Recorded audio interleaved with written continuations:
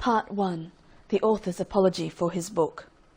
When at the first I took my pen in hand, thus for to write, I did not understand that I at all should make a little book in such a mode. Nay, I had undertook to make another, which, when almost done, before I was aware, I this begun.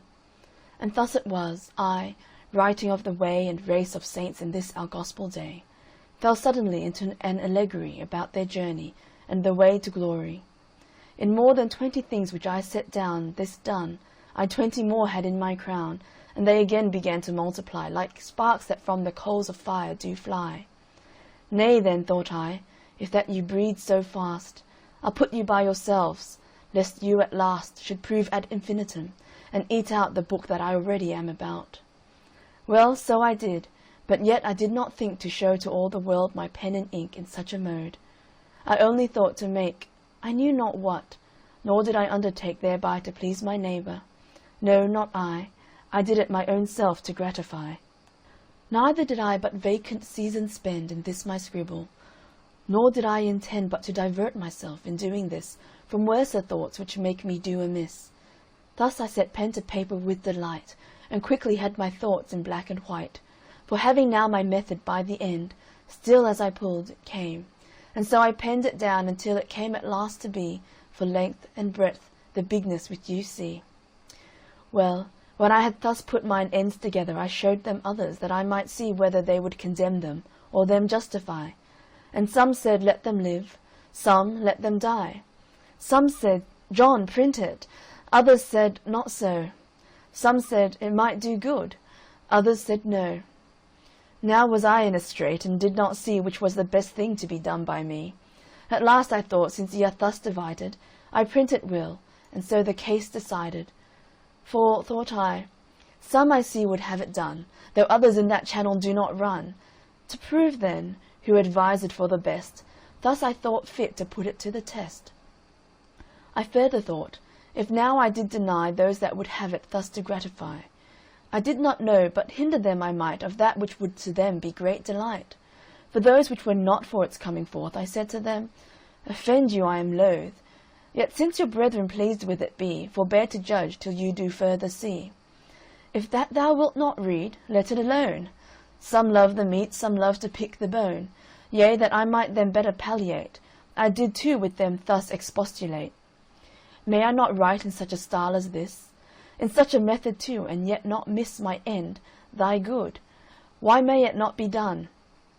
Dark clouds bring waters when the bright bring none. Yea, dark or bright, if they their silver drops cause to descend, the earth by yielding crops gives praise to both, and carpeth not at either, but treasures up the fruit they yield together. Yea, so commixes both, that in their fruit none can distinguish this from that. They suit her well when hungry, but if she be full, she spews out both, and makes their blessing null. You see the ways the fisherman doth take to catch the fish. What engines doth he make! Behold how he engageth all his wits, also his snares, lines, angles, hooks, and nets. Yet fish there be that neither hook nor line, nor snare nor net nor engine can make thine. They must be groped for, and be tickled too, or they will not be catched whate'er you do. How does the fowler seek to catch his game by divers means, all which one cannot name? His guns, his nets, his lime twigs, light and bell. He creeps, he goes, he stands. Yea, who can tell of all his postures? Yet there's none of these will make him master of what fowl he please. Yea, he must pipe and whistle to catch this. Yet if he does so, that bird he will miss. If that a pearl may in toad's head dwell, and may be found too in an oyster shell, if things that promise nothing do contain what better is than gold, who will disdain, that have an inkling of it, there to look, that they may find it?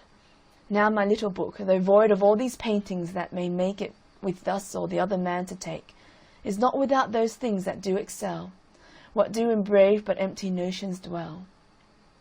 Well, yet I am not fully satisfied that this your book will stand when soundly tried. Why, what's the matter? It is dark. What though? But it is feigned. What of that? I trow some men by feigned words as dark as mine make truth to spangle, and its rays to shine. But they want solidness. Speak, man, thy mind. They drown the weak, metaphors make us blind. Solidity indeed becomes the pen of him that writeth things divine to men. But must I needs want solidness, because by metaphors I speak? Were not God's laws, his gospel laws, in olden time held forth by types, shadows, and metaphors? Yet loath will any sober man be to find fault with them, lest he be found for to assault the highest wisdom. No, he rather stoops and seeks to find out what, by pins and loops, by calves and sheep, by heifers and by rams, by birds and herbs, and by the blood of lambs, God speaketh to him. And happy is he that finds the light and grace that in them be. But not too forward, therefore, to conclude that I want solidness, that I am rude. All things solid in show, not solid be. All things imparable, despise not we. Lest things most hurtful lightly we receive, and things that good are, of our souls bereave. My dark and cloudy words, they do but hold the truth as cabinets enclose the gold. The prophets used much by metaphors to set forth truth. Yea, whoso considers Christ, his apostles too shall plainly see that truth to this day in such mantles be. Am I afraid to say that Holy Writ, which for its style and phrase puts down all wit, is everywhere so full of these things, dark figures, allegories? Yet there springs from that same book that lustre and those rays of light that turn our darkest nights to days. Come, let my carper to his life now look, and find there darker lines than in my book he findeth any. Yea, and let him know that in his best things there are worse lines too. May we but stand before impartial men, to his poor one I durst adventure 10, that they will take my meaning in these lines, far better than his lies in silver shrines.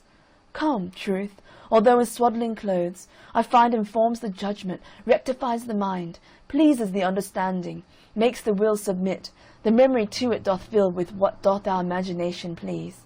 Likewise it tends our troubles to appease. Sound words I know Timothy is to use, and old wives' fables he is to refuse, but yet grave Paul him nowhere doth forbid the use of parables, in which lay hid that gold, those pearls and precious stones that were worth digging for, and that with greatest care. Let me add one word more, O man of God. Art thou offended? Dost thou wish I had put forth my matter in another dress, or that I had in things been more express? 3 things let me propound, then I submit to those that are my betters, as is fit. 1. I find not that I am denied the use of this my method, so I no abuse put on the words, things, readers, or be rude in handling figure or similitude, in application but all that I may seek the advance of truth this or that way. Denied, did I say? Nay, I have leave, example too, and that from them that have God better pleased by their words or ways than any man that breatheth nowadays. Thus to express my mind, thus to declare things unto thee that excellentest are. 2. I find that men as high as trees will write dialogue-wise, yet no man doth them slight for writing so. Indeed, if they abuse truth, cursed be they in the craft they use to that intent. But yet let truth be free to make her sallies upon thee and me, which way it pleases God. For who knows how, better than he that taught us first to plough, to guide our minds and pens for his designs? And he makes base things usher in divine. 3. I find that Holy Writ in many places hath semblance with this method, where the cases do call for one thing to set forth another. Use it I may then, and yet nothing smother truth's golden beams, nay, by this method may make it cast forth its rays as light as day. And now, before I do put up my pen, I'll show the profit of my book, and then commit both thee and it into that hand that pulls the strong down, and makes weak ones stand. This book it chalketh out before thine eyes the man that seeks the everlasting prize. It shows you whence he comes, whither he goes, what he leaves undone, also what he does. It also shows you how he runs and runs, till he unto the gate of glory comes. It shows too who set out for life amain, as if the lasting crown they would obtain. Here also you may see the reason why they lose their labour, and like fools do die. This book will make a traveller of thee, if by its counsel thou wilt ruled be. It will direct thee to the Holy Land, if thou wilt its directions understand. Yea, it will make the slothful active be, the blind also delightful things to see. Art thou for something rare and profitable, or wouldst thou see a truth within a fable? Art thou forgetful? Wouldst thou remember from New Year's Day to the last of December? Then read my fancies. They will stick like burrs, and maybe, to the helpless, comforters. This book is writ in such a dialect as may the minds of listless men affect. It seems a novelty, and yet contains nothing but sound and honest gospel strains. Wouldst thou divert thyself from melancholy? Wouldst thou be pleasant, yet be far from folly? Wouldst thou read riddles and their explanation, or else be drowned in thy contemplation? Dost thou love picking meat, or wouldst thou see a man in the clouds and hear him speak to thee? Wouldst thou be in a dream and yet not sleep? Or wouldst thou in a moment laugh and weep? Wouldst thou lose thyself and catch no harm, and find thyself again without a charm? Wouldst read thyself and read thou know'st not what, and yet know whether thou art blessed or not by reading the same lines? O then come hither and lay my book, thy head and heart together. As I walked through the wilderness of this world, I lighted on a certain place where was a den. I laid me down in that place to sleep. And as I slept I dreamed a dream. I dreamed, and behold, I saw a man clothed with rags, standing in a certain place, with his face from his own house, a book in his hand, and a great burden upon his back. Isaiah 64:6, Luke 14:33, Psalm 38:4. I looked and saw him open the book and read therein, and as he read, he wept and trembled, and not being able longer to contain, he brake out with a lamentable cry, saying, What shall I do? Acts 2:37, 16:30, Habakkuk 1:2 and 3. In this plight, therefore, he went home, and restrained himself as long as he could, that his wife and children should not perceive his distress. But he could not be silent long, because that his trouble increased. Wherefore at length he brake his mind to his wife and children, and thus he began to talk to them.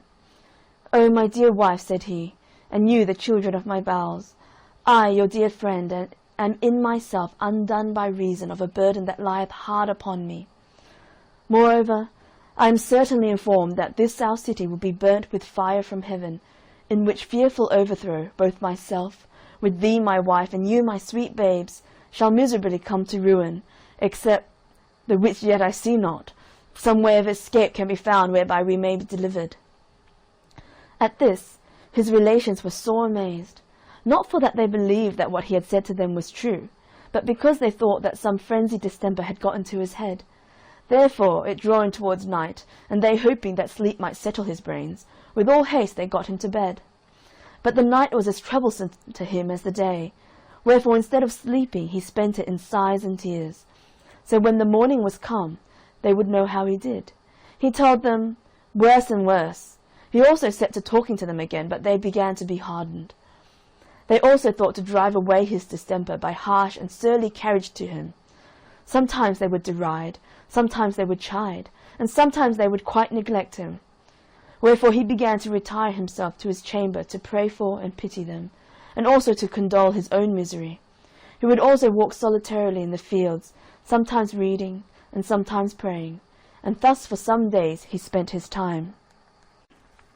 Now I saw, upon a time, when he was walking in the fields, that he was, as he was wont, reading in his book, and greatly distressed in his mind.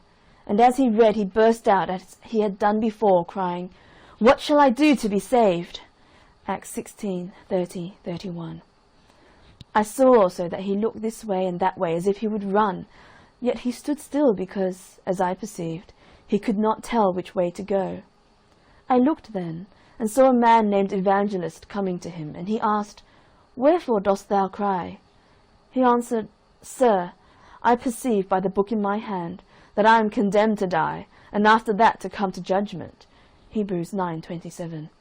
And I find that I am not willing to do the first, Job 10:21 and 22, nor able to do the second, Ezekiel 22:14. Then said the evangelist, Why not willing to die, since this life is attended with so many evils? The man answered, Because I fear that this burden that is upon my back will sink me lower than the grave, and I shall fall into Tophet. Isaiah 30:33. And, sir, if I be not fit to go to prison, I am not fit to go to judgment, and from thence to execution, and the thoughts of these things make me cry. Then said the evangelist, If this be thy condition, why standest thou still? He answered, because I know not whither to go. Then he gave him a parchment roll, and there was written within, Fly from the wrath to come. Matthew 3:7. The man therefore read it, and looking upon Evangelist very carefully, said, Whither must I fly? Then said Evangelist, pointing with his finger over a very wide field, Do you see yonder wicket gate? Matthew 7:13 and 14. The man said, No. Then said the other, Do you see yonder shining light? Psalm 119, 105. 2 Peter 1:19. He said, I think I do. Then said Evangelist, Keep that light in your eye, and go up directly there. So shalt thou see the gate, at which when thou knockest it shall be told thee what thou shalt do. So I saw in my dream that the man began to run. Now he had not run far from his own door, when his wife and children, perceiving it, began to cry after him to return. But the man put his fingers in his ears and ran on, crying, Life, life, eternal life. Luke 14:26. So he looked not behind him, Genesis 19:17, but fled towards the middle of the plain. The neighbours also came out to see him run, Jeremiah 20:10. And as he ran, some mocked, others threatened, and some cried after him to return. And among those that did so, there were 2 that were resolved to fetch him back by force. The name of the one was Obstinate, and the name of the other Pliable. Now by this time the man was got a good distance from them. But however they were resolved to pursue him, which they did, and in a little time they overtook him. Then said the man, Neighbours, wherefore are you come? They said, To persuade you to go back with us. But he said, That can by no means be. You dwell, said he, in the city of destruction, the place also where I was born. I see it to be so, and dying there, sooner or later, you will sink lower than the grave, into a place that burns with fire and brimstone. Be content, good neighbours, and go along with me. Obstinate.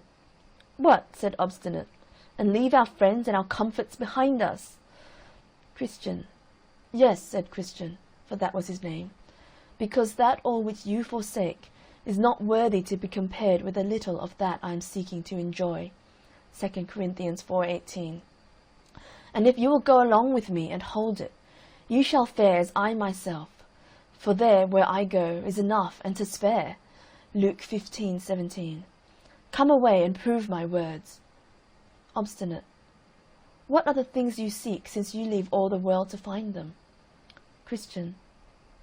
I seek an inheritance, incorruptible, undefiled, and that fadeth not away. 1 Peter 1:4. And it is laid up in heaven and safe there.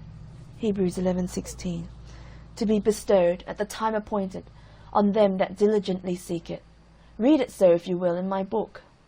Obstinate. Tush, said Obstinate, away with your book. Will you go back with us or no? Christian. No, not I, said the other, because I have laid my hand to the plough. Luke 9:62. Obstinate. Come then, neighbour Pliable, let us turn again and go home without him.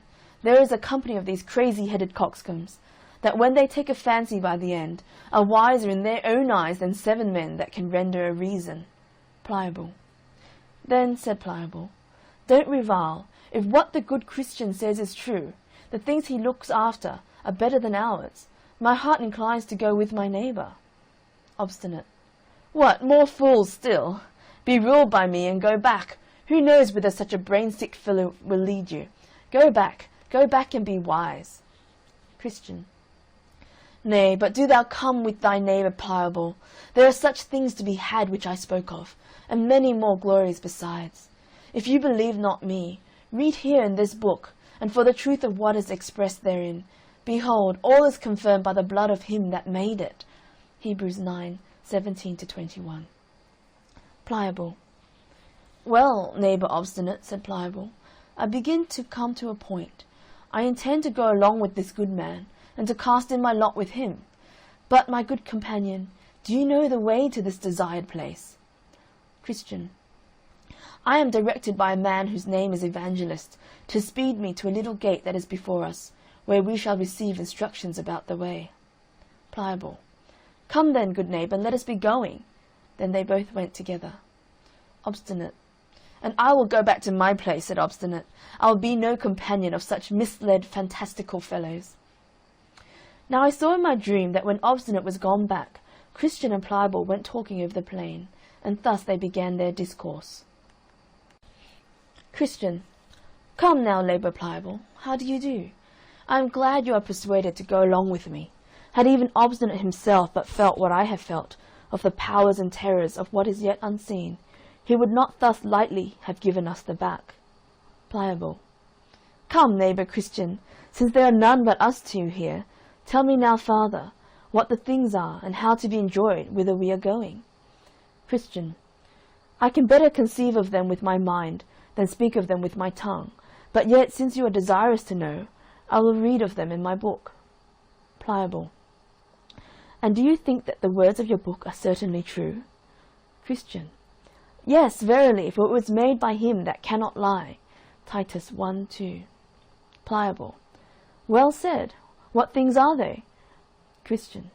There is an endless kingdom to be inhabited, an everlasting life to be given us, that we may inhabit that kingdom forever. Isaiah 65:17. John 10:27-29. Pliable. Well said. And what else? Christian. There are crowns of glory to be given us, and garments that will make us shine like the sun in the firmament of heaven. 2 Timothy 4:8. Revelations 22:5. Matthew 13:43. Pliable. This is very pleasant. And what else? Christian.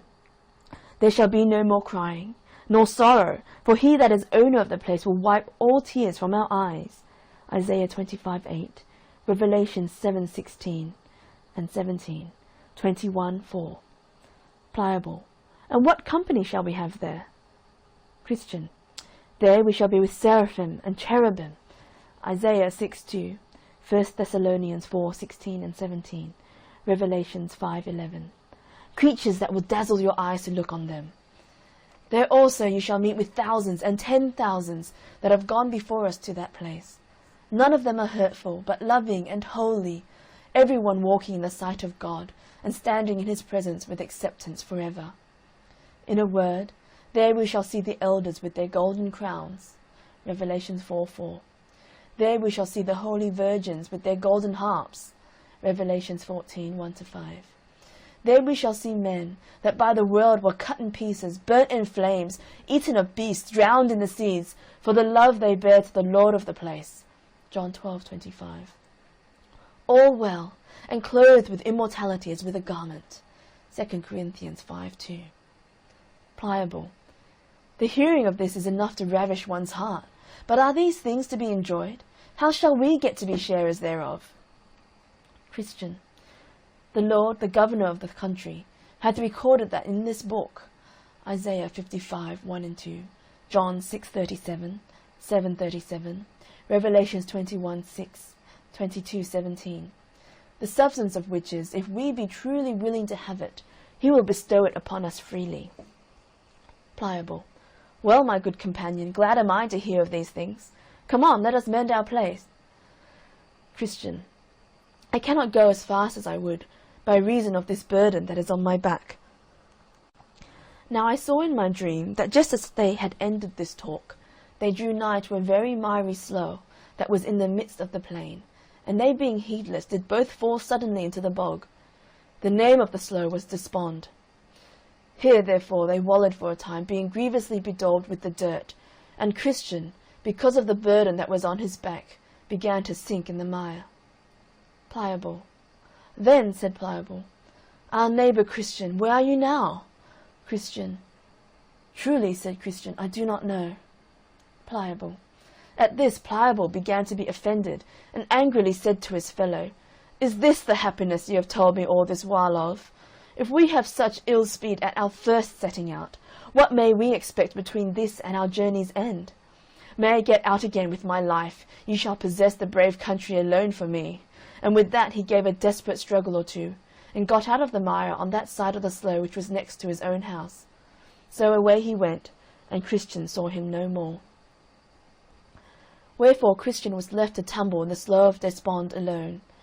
But still he endeavoured to struggle to that side of the slough that was furthest from his own house, and next to the wicket gate, the which he did, but could not get out because of the burden that was upon his back. But I beheld in my dream that a man came to him, whose name was Help, and asked him what he did there. Christian. Sir, said Christian, I was bid to go this way by a man called Evangelist, who directed me also to yonder gate, that I might escape the wrath to come. And as I was going thither, I fell in here. Help. But why did you not look for the steps? Christian. Fear followed me so hard that I fled the next way and fell in. Help. Then, said he, give me thine hand. So he gave him his hand, and he drew him out. Psalm 42. And he set him upon sound ground, and bid him go on his way. Then I stepped to him that plucked him out, and said, Sir, wherefore, since over this place is the way from the city of destruction to yonder gate, is it, that this plat is not mended, that poor travellers might go thither with more security? And he said unto me, This miry slough is such a place as cannot be mended. It is the descent whither the scum and filth that attends conviction for sin doth continually run, and therefore it is called the slough of despond. For still, as the sinner is awakened about his lost condition, there arise in his soul many fears and doubts, and discouraging apprehensions, which all of them get together, and settle in this place. And this is the reason of the badness in this ground.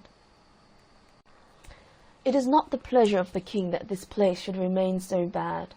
Isaiah 35, 3 and 4. His labourers also have, by the direction of his Majesty's surveyors, been for above this 1600 years employed about this patch of ground, if perhaps it might have been mended. Yea, and to my knowledge, said he, they have been swallowed up at least 20,000 cartloads, yea, millions of wholesome instructions, that have at all seasons been brought from all places of the king's dominions. And they that can tell say they are the best materials to make good ground of the place. If so be, it might have been mended, but it is the slough of despond still, and so will be when they have done what they can. True, there are, by the direction of the lawgiver, certain good and substantial steps, placed even through the very midst of this slough, but at such time as this place doth much spew out its filth, as it doth against change of weather, these steps are hardly seen, or if they be, men through the dizziness of their heads step beside, and then they are bemired to purpose, notwithstanding the steps be there, but the ground is good when they are once got in at the gate. 1 Samuel 12:23. Now I saw in my dream that by this time Pliable was got home to his house. So his neighbours came to visit him, and some of them called him wise man for coming back, and some called him fool for hazarding himself with Christian. Others again did mock at his cowardliness, saying, Surely, since you began to venture, I would not have been so base as to have given out for a few difficulties. So Pliable sat sneaking among them. But at last he got more confidence, and then they all turned their tails, and began to deride poor Christian behind his back. And thus much concerning Pliable. Now as Christian was walking solitarily by himself, he espied one afar off come crossing over the field to meet him. And their hap was to meet just as they were crossing the way of each other. The gentleman's name that met him was Mr. Worldly Wiseman. He dwelt in the town of Carnal Policy, a very great town, and also hard by from whence Christian came. This man then, meeting with Christian, and having some inkling of him, for Christian setting forth from the city of destruction was much noised about, not only in the town where he dwelt, but also it began to be the town talk in some other places. Mr. Worldly Wiseman, therefore, having some guess of him, by beholding his laborious going, by observing his sighs and groans and the like, began thus to enter into some talk with Christian. Mr. Worldly Wiseman. How now, good fellow, whither away after this burdened manner? Christian. A burdened manner indeed, as ever I think poor creature had, and whereas you ask me whither away, I tell you, sir, I am going to yonder wicket gate before me, for there, as I am informed, I shall be put into a way to be rid of my heavy burden. Mr. Worldly Wiseman. Hast thou a wife and children? Christian. Yes, but I am so laden with this burden that I cannot take that pleasure in them as formerly. Methinks I am as if I had none. 1 Corinthians 7:29. Mr. Worldly Wiseman. Wilt thou hearken to me if I give thee counsel? Christian. If it be good, I will, for I stand in need of good counsel. Mr. Worldly Wiseman. I would advise thee then, that thou with all speed get thyself rid of thy burden, for thou wilt never be settled in thy mind till then, nor canst thou enjoy the benefits of the blessings which God hath bestowed upon thee till then. Christian. That is that which I seek for, even to be rid of this heavy burden. But get it off myself I cannot, nor is there any man in our country that can take it off my shoulders. Therefore am I going this way, as I told you, that I may be rid of my burden. Mr. Worldly Wiseman. Who bid thee go this way to be rid of thy burden? Christian. A man that appeared to me to be a very great and honourable person. His name, as I remember, is Evangelist. Mr. Worldly Wiseman. I beshrew him for his counsel. There is not a more dangerous and troublesome way in the world than is that into which he hath directed thee, and that thou shalt find, if thou wilt be ruled by his counsel. Thou hast met with something, as I perceive already, for I see the dirt of the slough of despond is upon thee. But that slough is the beginning of the sorrows that do attend those that go on in that way. Hear me, I am older than thou. Thou art like to meet with, in the way which thou goest, wearisomeness, painfulness, hunger, perils, nakedness, sword, lions, dragons, darkness, and in a word, death and what not. These things are certainly true, having been confirmed by many testimonies. And should a man so carelessly cast away himself by giving heed to a stranger? Christian. Why, sir, this burden on my back is more terrible to me than are all these things which you have mentioned. Nay, methinks I care not what I meet with in the way, if so be I can also meet with deliverance from my burden. Mr. Worldly Wiseman. How camest thou by thy burden at first? Christian.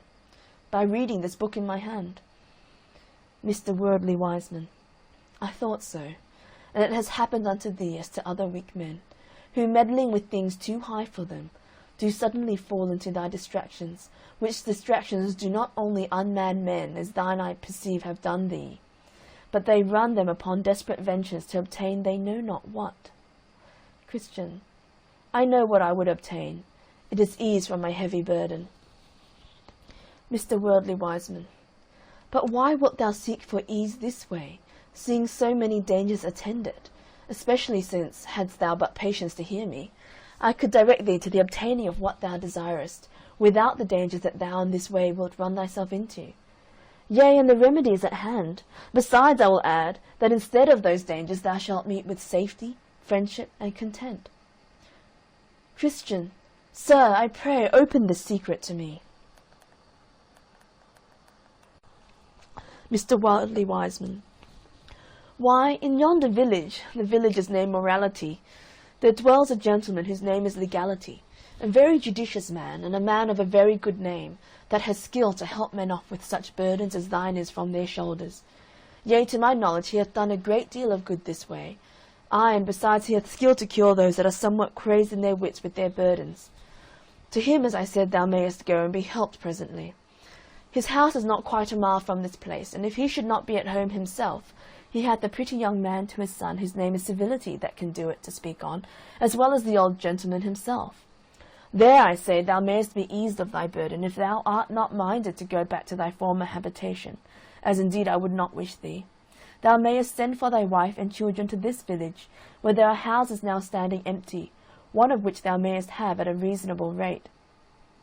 Provision is there also cheap and good, and that which will make thy life the more happy is, to be sure, there thou shalt live by honest neighbours in credit and good fashion. Now was Christian somewhat at a stand, but presently he concluded, If this be true, which this gentleman hath said, my wisest course is to take his advice. And with that he thus further spake. Christian. Sir, which is my way to this honest man's house? Mr. Worldly Wiseman. Do you see yonder high hill? Christian. Yes, very well. Mr. Worldly Wiseman. By that hill you must go, and the first house you come at is his. So Christian turned out of his way to go to Mr. Legality's house for help. But behold, when he was got now hard by the hill, it seemed so high, and also that side of it that was next the wayside did hang so much over, that Christian was afraid to venture further, lest the hill should fall on his head, Wherefore there he stood still, and wotted not what to do. Also his burden now seemed heavier to him than while he was in his way. There came also flashes of fire, Exodus 19:16 and 18, out of the hill, that made Christian afraid that he should be burnt. Here therefore he did sweat and quake for fear, Hebrews 12:21. And now he began to be sorry that he had taken Mr. Worldly Wiseman's counsel, and with that he saw Evangelist coming to meet him, at the sight also of whom he began to blush for shame. So Evangelist drew nearer and nearer, and coming up to him he looked upon him with a severe and dreadful countenance, and thus began to reason with Christian.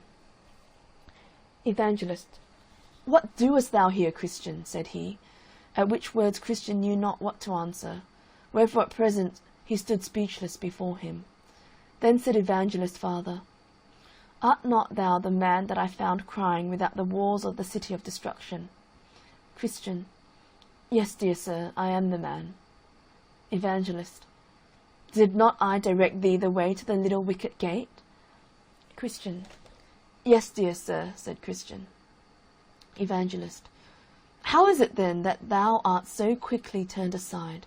For thou art now out of the way. Christian, I met with a gentleman so soon as I had got over the slough of despond, who persuaded me that I might, in the village before me, find a man that could take off my burden.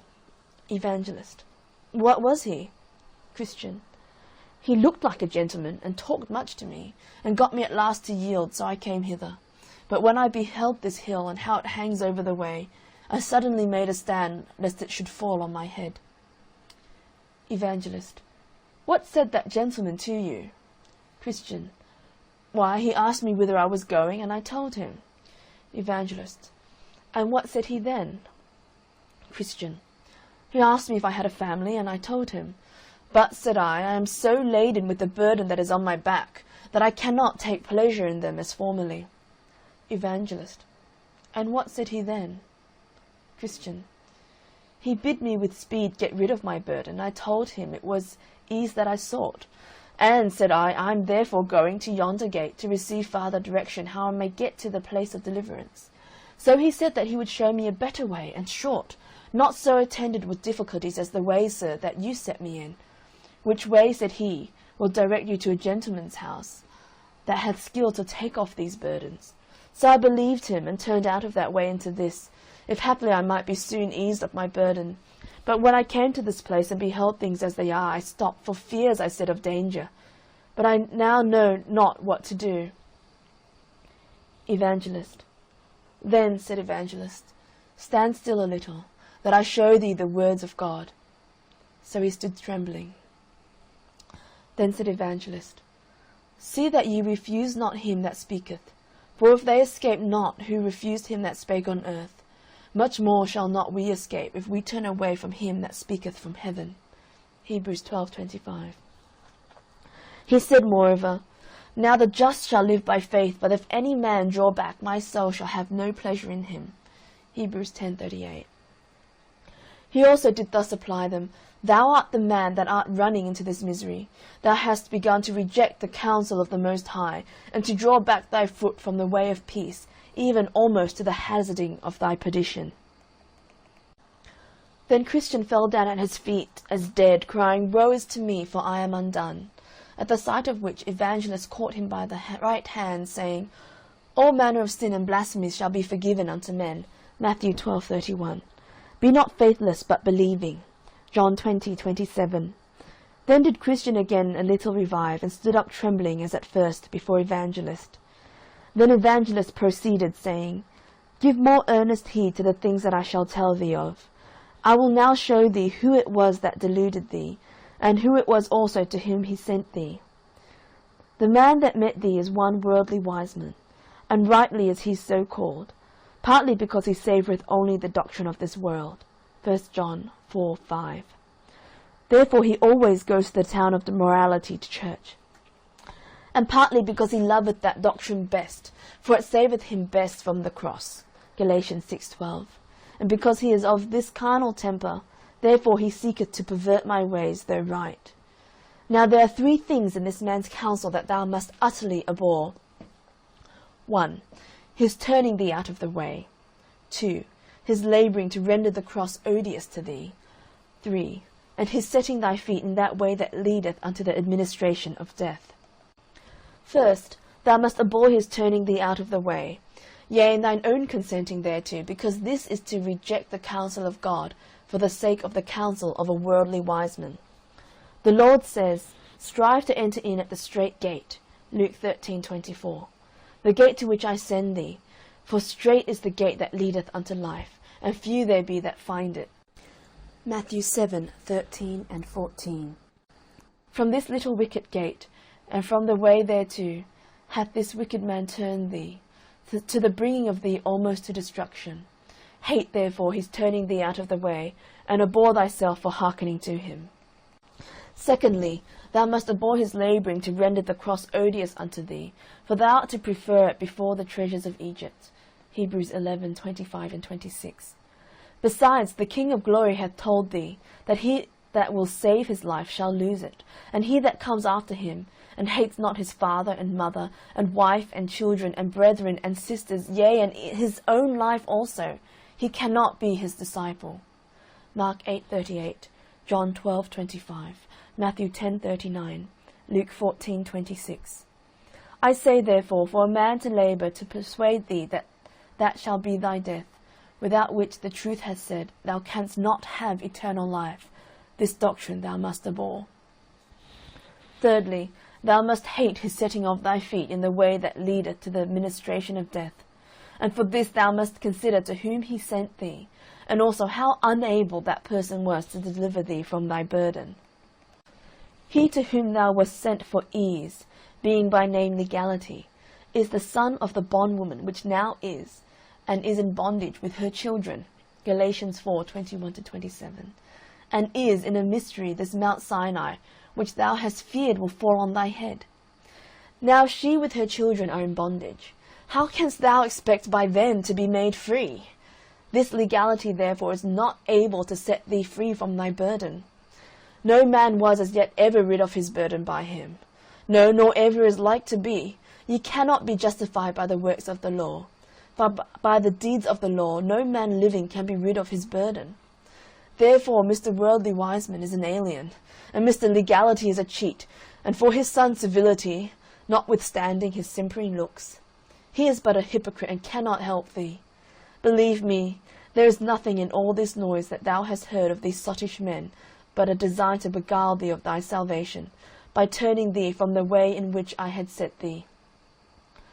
After this, Evangelist called aloud to the heavens for confirmation of what he had said, and with that there came words and fire out of the mountain under which poor Christian stood, which made the hair of his flesh stand up. The words were pronounced, As many as are of the works of the law are under the curse. For it is written, Cursed is every one that continueth not in all things which are written in the book of the law to do them. Galatians 3:10. Now Christian looked for nothing but death, and began to cry out lamentably, even cursing the time in which he met with Mr. Worldly Wiseman, still calling himself 1,000 fools for hearkening to his counsel. He also was greatly ashamed to think that this gentleman's arguments, flowing only from the flesh, should have the prevalency with him so far as to cause him to forsake the right way. This done, he applied himself again to Evangelist in words and sense as follows. Christian. Sir, what think you? Is there any hope? May I now go back and go up to the wicket gate? Shall I not be abandoned for this and sent back from thence ashamed? I am sorry I have hearkened to this man's counsel, but may my sin be forgiven. Evangelist. Then said Evangelist to him, Thy sin is very great, for by it thou hast committed 2 evils. Thou hast forsaken the way that is good, to tread in forbidden paths. Yet will the man at the gate receive thee, for he has good will for men. Only, said he, take heed that thou turn not aside again, lest thou perish from the way, when his wrath is kindled but a little. Psalm 2:12. Part 1. The second stage. Then did Christian address himself to go back, and Evangelist, after he had kissed him, gave him one smile, and bid him God-speed. So he went on with haste, neither spake he to any man by the way, nor if any asked him would he vouchsafe them an answer. He went like one that was all the while treading on forbidden ground, and could by no means think himself safe, till again he was got into the way which he had left to follow Mr. Worldly Wiseman's counsel. So in the process of time, Christian got up to the gate. Now over the gate there was written, Knock, and it shall be opened unto you. Matthew 7:7. He knocked therefore, more than once or twice, saying, May I now enter here? Will he within open to sorry me, though I have been an undeserving rebel? Then shall I not fail to sing his lasting praise on high. At last there came a grave person to the gate, named Goodwill, who asked who was there, and whence he came, and what he would have. Christian. Here is a poor burdened sinner. I come from the city of destruction, but am going to Mount Zion, that I may be delivered from the wrath to come. I would therefore, sir, since I am informed that by this gate is the way thither, know if you are willing to let me in. Goodwill. I am willing with all my heart, said he, and with that he opened the gate. So when Christian was stepping in, the other gave him a pull. Then said Christian, What means that? The other told him, A little distance from this gate there is erected a strong castle, of which Beelzebub is the captain. From thence both he and they that are with him shoot arrows at those that come up to this gate, if haply they may die before they can enter in. Then said Christian, I rejoice and tremble. So when he was got in, the man of the gate asked him who directed him thither. Christian. Evangelist bid me come hither and knock, as I did, and he said that you, sir, would tell me what I must do. Goodwill. An open door is set before thee, and no man can shut it. Christian. Now I begin to reap the benefits of my hazards. Goodwill. But how is it that you came alone? Christian. Because none of my neighbours saw their danger as I saw mine. Goodwill. Did any of them know of your coming? Christian. Yes, my wife and children saw me at the first, and called after me to turn again. Also some of my neighbours stood crying and calling after me to return, but I put my fingers in my ears, and so came on my way. Goodwill.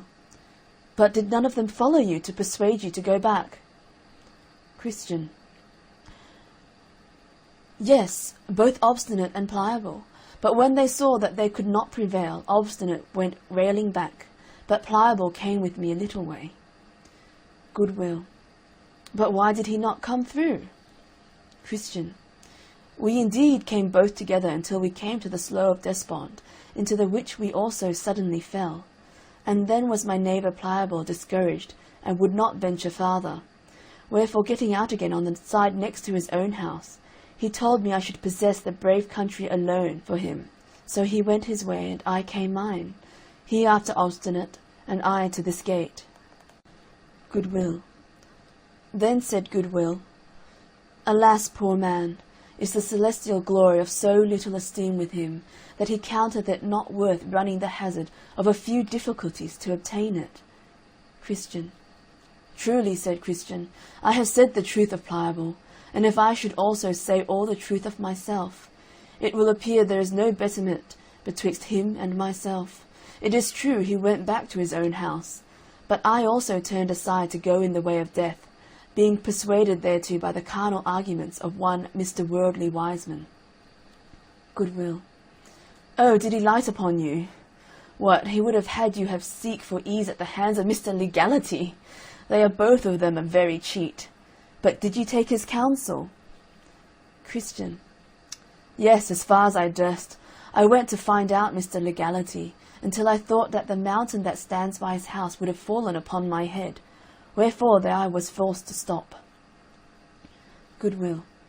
That mountain has been the death of many, and will be the death of many more. It is well you escaped being by it dashed in pieces. Christian.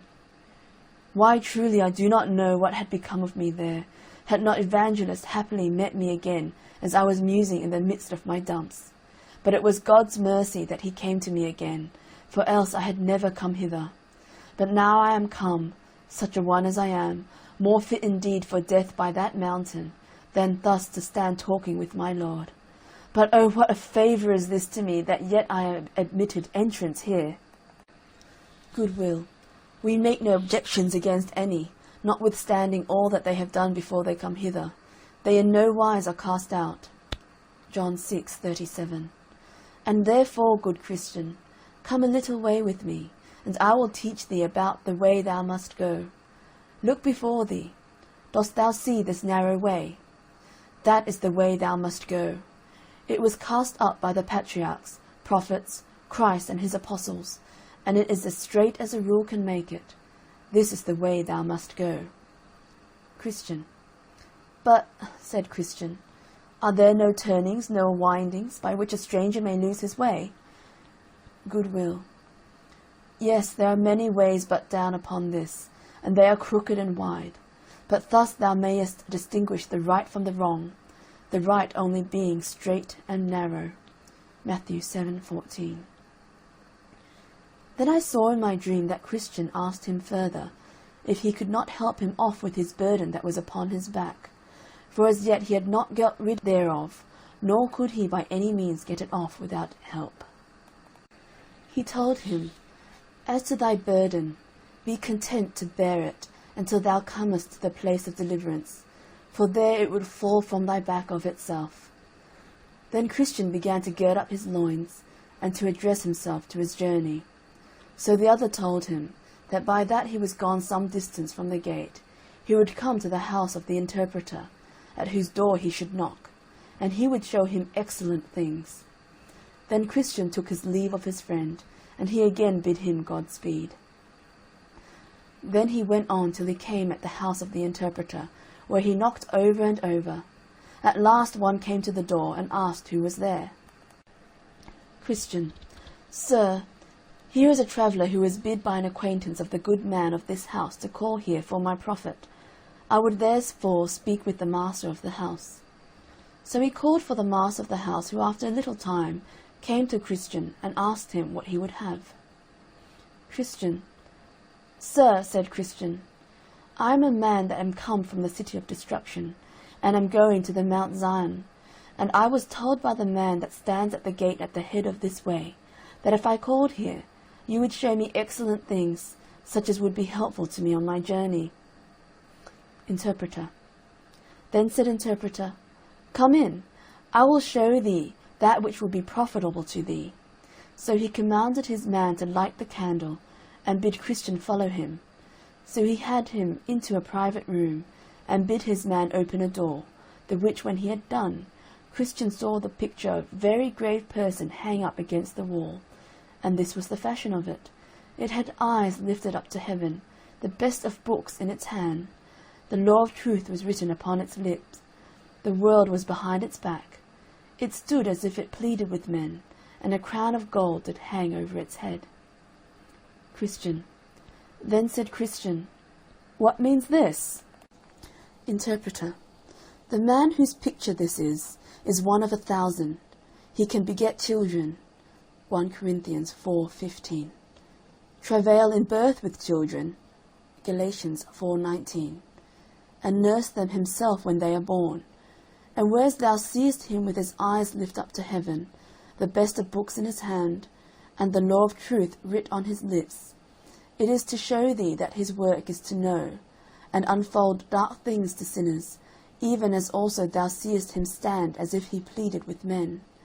And whereas thou seest the world as cast behind him, and that a crown hangs over his head, that is to show thee that slighting and despising the things that are present, for the love that he hath to his master's service, he is sure in the world that comes next to have glory for his reward.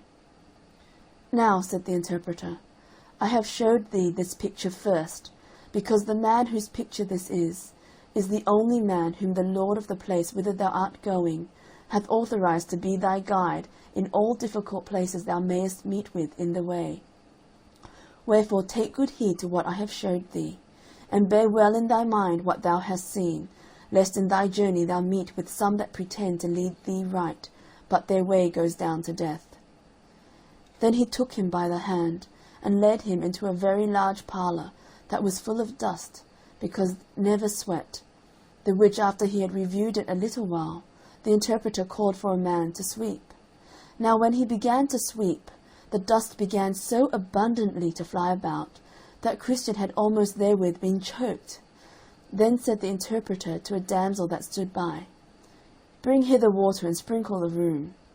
The which when she had done, it was swept and cleansed with pleasure. Christian. Then said Christian, What means this?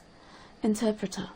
The interpreter answered, This parlour is the heart of a man that was never sanctified by the sweet grace of the gospel. The dust is his original sin, and inward corruptions that have defiled the whole man. He that began to sweep at first is the law, but she that brought water and did sprinkle it is the gospel. Now whereas thou sawest, that so soon as the first began to sweep, the dust did so fly about that the room by him could not be cleansed, but that thou wast almost choked therewith.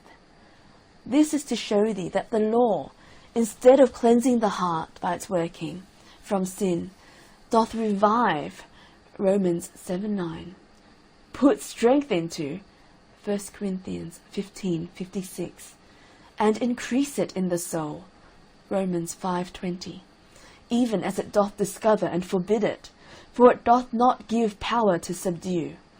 Again, as thou sawest the damsel sprinkle the room with water, upon which it was cleansed with pleasure, this is to show thee that when the gospel comes in, the sweet and precious influences thereof to the heart, then, I say, even as thou sawest the damsel lay the dust by sprinkling the floor with water, so is sin vanquished and subdued, and the soul made clean, through the faith of it, and consequently fit for the King of glory to inhabit. John 15:3, Ephesians 5:26, Acts 15:9, Romans 16:25 and 26. I saw moreover in my dream that the interpreter took him by the hand, and led him into a little room, where sat 2 little children, each one in his chair. The name of the eldest was Passion, and the name of the other Patience. Passion seemed to be much discontent, but Patience was very quiet. Then Christian asked, What is the reason of the discontent of Passion? The interpreter answered, The governor of them would have him stay for his best things till the beginning of the next year, but he will have all now, but Patience is willing to wait. Then I saw that one came to Passion, and brought him a bag of treasure, and poured it down at his feet, the which he took up, and rejoiced therein, and withal laughed Patience to scorn. But I beheld but a while, and he had lavished all away, and had nothing left him but rags. Christian. Then said Christian to the interpreter, Expound this matter more fully to me. Interpreter. So he said, These 2 lads are figures, Passion of the men of this world, and Patience of the men of that which is to come. For as here thou seest, Passion will have all now, this year, that is to say, in this world. So are the men of this world. They must have all their good things now. They cannot stay till the next year, that is, until the next world, for their portion of good. That proverb, A bird in the hand is worth 2 in the bush, is of more authority with them than are all the divine testimonies of the good of the world to come. But as thou sawest that he had quickly lavished all away, and had presently left him nothing but rags, so will it be with all such men at the end of this world. Christian. Then said Christian, Now I see that Patience has the best wisdom, and that upon many accounts. 1, because he stays for the best things. 2, and also because he will have the glory of his, when the other has nothing but rags. Interpreter. Nay, you may add another, to wit, the glory of the next world will never wear out, but these are suddenly gone. Therefore Passion had not so much reason to laugh at Patience, because he had his good things first, as Patience will have to laugh at Passion, because he had his best things last. For first must give place to last, because last must have his time to come, but last gives place to nothing, for there is not another to succeed. He therefore that hath his portion first must needs have a time to spend it, but he that hath his portion last must have it lastingly. Therefore it is said of Dives, In thy lifetime thou receivest thy good things, and likewise Lazarus evil things, but now he is comforted, and thou art tormented. Luke 16:25. Christian. Then I perceive it is not best to covet things that are now, but to wait for things to come. Interpreter. You say truth, for the things that are seen are temporal, but the things that are not seen are eternal. 2 Corinthians 4:18. But though this be so, yet since things present and our fleshly appetite are such near neighbours one to another, and again, because things to come and carnal sense are such strangers to one another, therefore it is that the first of these so suddenly fall into amity, and that distance is so continued between the second. Then I saw in my dream that the interpreter took Christian by the hand, and led him into a place where was a fire burning against the wall, and one standing by it, always casting much water upon it to quench it. Yet did the fire burn higher and hotter. Then said Christian, What means this? The interpreter answered, This fire is the work of grace that is wrought in the heart. He that casts water upon it, to extinguish and put it out, is the devil. But in that thou seest the fire, notwithstanding, burn higher and hotter, thou shalt also see the reason of that. So he had him about to the backside of the wall, where he saw a man with a vessel of oil in his hand, of the which he did also continually cast, but secretly, into the fire. Then said Christian, What means this?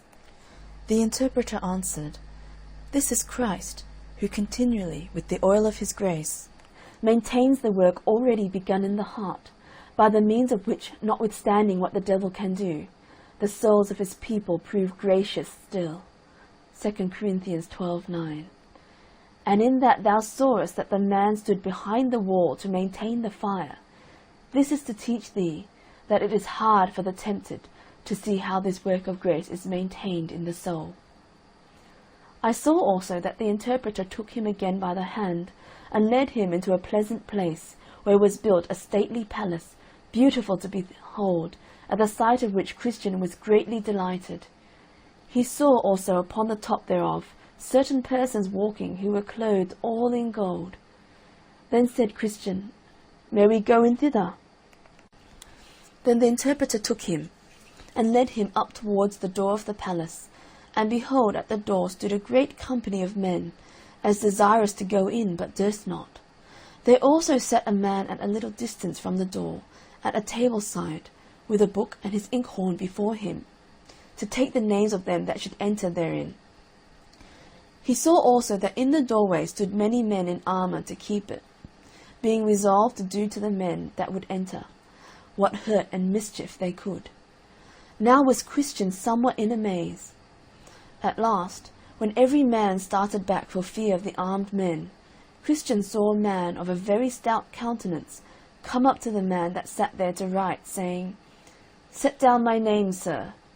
The which, when he had done, he saw the man draw his sword, and put a helmet on his head, and rush towards the door upon the armed men, who laid upon him with deadly force. But the man, not at all discouraged, fell to cutting and hacking most fiercely. So after he had received and given many wounds to those that attempted to keep him out. Matthew 11:12. Acts 14:22. He cut his way through them all, and pressed forward into the palace, at which there was a pleasant voice heard from those that were within, even of those that walked upon the top of the palace, saying, come in, eternal glory thou shalt win. So he went in, and was clothed with such garments as they. Then Christian smiled, and said, I think verily I know the meaning of this. Now, said Christian, let me go hence. Nay, stay, said the interpreter, till I have showed thee a little more, and after that thou shalt go on thy way. So he took him by the hand again, and led him into a very dark room, where there sat a man in an iron cage. Now the man to look on seemed very sad. He sat with his eyes looking down to the ground, his hands folded together, and he sighed as if he would break his heart. Then said Christian, "What means this?" At which the interpreter bid him talk with the man. Then said Christian to the man, "What art thou?" The man answered, "I am what I was not once." Christian, "What wast thou once?" The man said, "I was once a fair and flourishing professor," Luke 8:13, "both in mine own eyes, and also in the eyes of others. I once was, as I thought, fair for the celestial city, and had then even joy at the thoughts that I should get thither." Christian, "Well, but what art thou now?" The man, "I am now a man of despair, and am shut up in it as in this iron cage. I cannot get out. Oh, now I cannot." Christian, "But how camest thou into this condition?" The man, "I left off to watch and be sober. I laid the reins upon the neck of my lusts. I sinned against the light of the word and the goodness of God. I have grieved the Spirit, and he is gone. I tempted the devil, and he is come to me.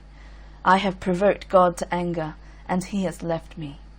I have so hardened my heart that I cannot repent." Then said Christian to the interpreter, "But is there no hope for such a man as this?" "Ask him," said the interpreter. Christian. Then said Christian, "Is there no hope but you must be kept in the iron cage of despair?" The man, "No, none at all." Christian. "Why, the Son of the Blessed is very pitiful." The man, "I have crucified him to myself afresh." Hebrews 6:6. "I have despised his person." Luke 19:14. "I have despised his righteousness. I have counted his blood an unholy thing. I have done despite to the Spirit of grace." Hebrews 10:29. "Therefore I have shut myself out of all the promises, and there now remains to me nothing but threatenings, dreadful threatenings, faithful threatenings, of certain judgment and fiery indignation, which shall devour me as an adversary." Christian. "For what did you bring yourself into this condition?" The man, "For the lusts, pleasures, and profits of this world, in the enjoyment of which I did then promise myself much delight. But now every one of those things also bite me, and gnaw me like a burning worm." Christian. "But canst thou not now repent and turn?" The man, "God hath denied me repentance. His word gives me no encouragement to believe. Yea, himself hath shut me up in this iron cage, nor can all the men in the world let me out. O eternity, eternity! How shall I grapple with the misery that I must meet with in eternity?" Interpreter. Then said the interpreter to Christian, "Let this man's misery be remembered by thee, and be an everlasting caution to thee." Christian. "Well," said Christian, "this is fearful. God help me to watch and to be sober, and to pray that I may shun the cause of this man's misery. Sir, is it not time for me to go on my way now?" Interpreter. "Tarry till I shall show thee one thing more, and then thou shalt go on thy way." So he took Christian by the hand again, and led him into a chamber where there was one rising out of bed. And as he put on his raiment, he shook and trembled. Then said Christian, "Why doth this man thus tremble?" The interpreter then bid him tell to Christian the reason of his so doing. So he began and said, "This night, as I was in my sleep, I dreamed, and behold, the heavens grew exceeding black. Also it thundered and lightened in most fearful wise, that it put me into an agony. So I looked up in my dream, and saw the clouds rack at an unusual rate. Upon which I heard a great sound of a trumpet, and saw also a man sitting upon a cloud, attended with the thousands of heaven. They were all in flaming fire. Also the heavens were in a burning flame. I heard then a voice saying, Arise, ye dead, and come to judgment. And with that the rocks rent, the graves opened, and the dead that were therein came forth. Some of them were exceeding glad, and looked upward, and some sought to hide themselves under the mountains. Then I saw the man that sat upon the cloud open the book, and bid the world draw near. Yet there was, by reason of a fierce flame that issued out and came from before him, a convenient distance between him and them, as between the judge and the prisoners at the bar. 1 Corinthians 15, 1 Thessalonians 4:16, Jude 15, John 5:28 and 29, 2 Thessalonians 1:8-10, Revelations 20:11-14, Isaiah 26:21, Micah 7:16 and 17, Psalm 5:4, 50:1-3, Malachi 3:2 and 3, Daniel 7:9 and 10. I heard it also proclaimed to them that attended on the man that sat on the cloud, Gather together the tares, the chaff, and stubble, and cast them into the burning lake.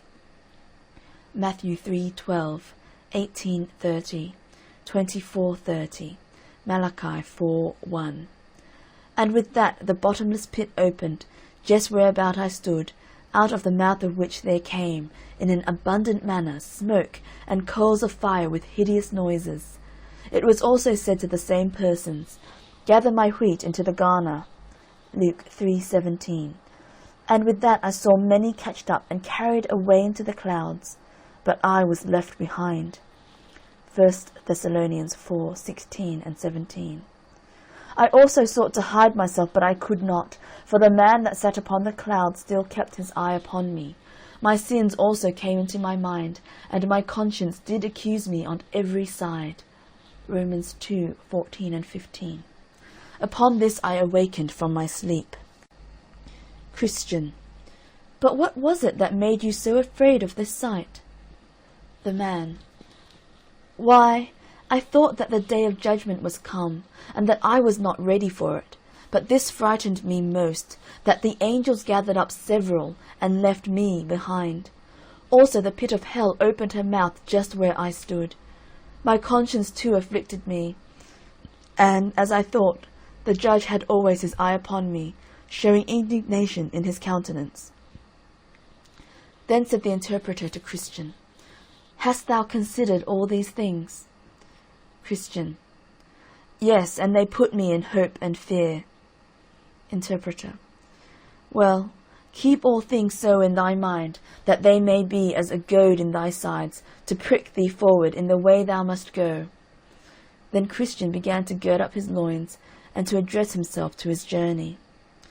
Then said the interpreter, The Comforter be always with thee, good Christian, to guide thee in the way that leads to the city. So Christian went on his way, saying, Here I have seen things rare and profitable, things pleasant, dreadful, things to make me stable in what I have begun to take in hand. Then let me think on them, and understand wherefore they showed me were, and let me be thankful, O good interpreter, to thee. End Part 1, the second stage. Part 1, the third stage. Now I saw in my dream that the highway up which Christian was to go was fenced on either side with a wall, and that wall was called salvation. Isaiah 26:1. Up this way, therefore, did burdened Christian run, but not without great difficulty, because of the load on his back. He ran thus till he came at a place somewhat ascending, and upon that place stood a cross, and a little below in the bottom a sepulchre. So I saw in my dream that just as Christian came up with the cross, his burden loosed from off his shoulders and fell from off his back, and began to tumble, and so continued to do till it came to the mouth of the sepulchre, where it fell in, and I saw it no more. Then was Christian glad and lightsome, and said with a merry heart, He hath given me rest by his sorrow, and life by his death. Then he stood still a while to look and wonder, for it was very surprising to him that the sight of the cross should thus ease him of his burden. He looked, therefore, and looked again, even till the springs that were in his head sent the waters down his cheeks. Zechariah 12:10. Now as he stood looking and weeping, behold, 3 shining ones came to him, and saluted him with, Peace be to thee. So the first said to him, Thy sins be forgiven thee. Mark 2:5.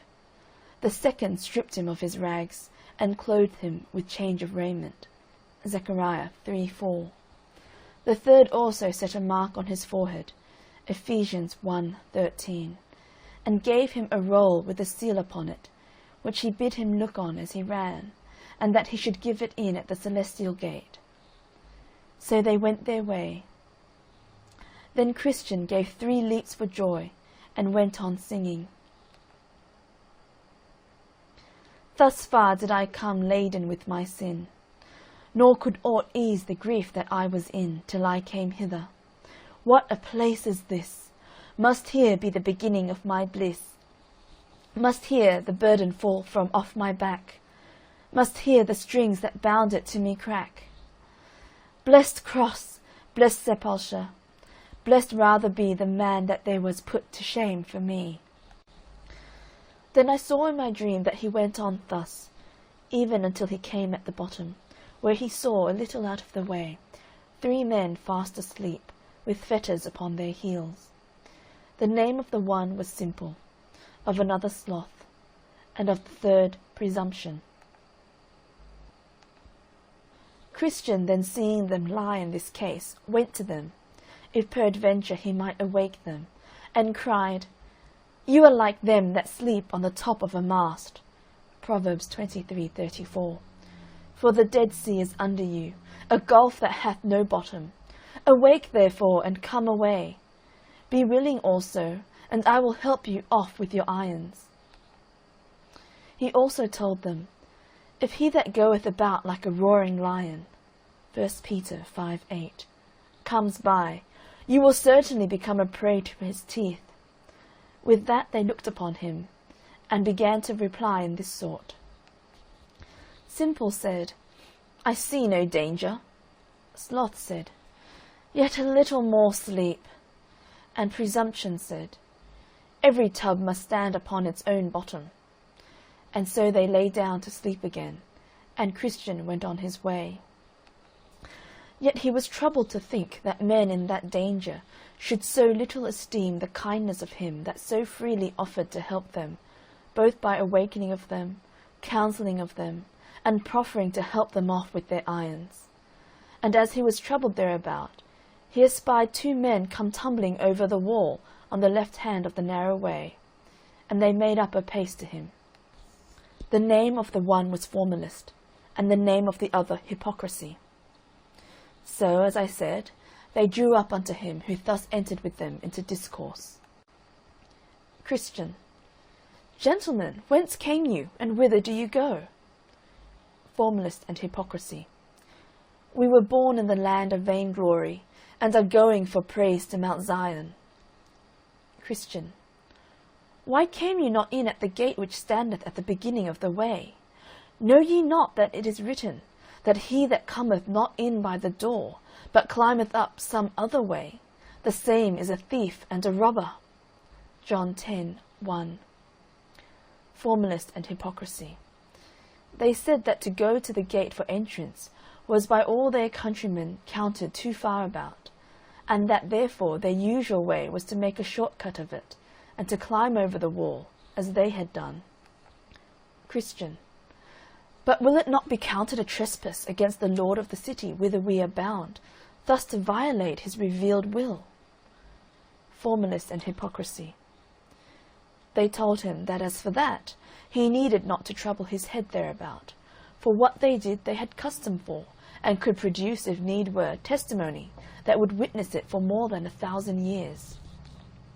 Christian. But, said Christian, will you stand a trial at law?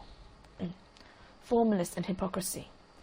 They told him that custom, it being of so long standing as above 1,000 years, would doubtless now be admitted as a thing legal by an impartial judge. And besides, said they, if we get into the way, what matter is it which way we get in? If we are in, we are in. Thou art but in the way, who, as we perceive, came in at the gate, and we also are in the way that came tumbling over the wall. Wherein now is thy condition better than ours? Christian.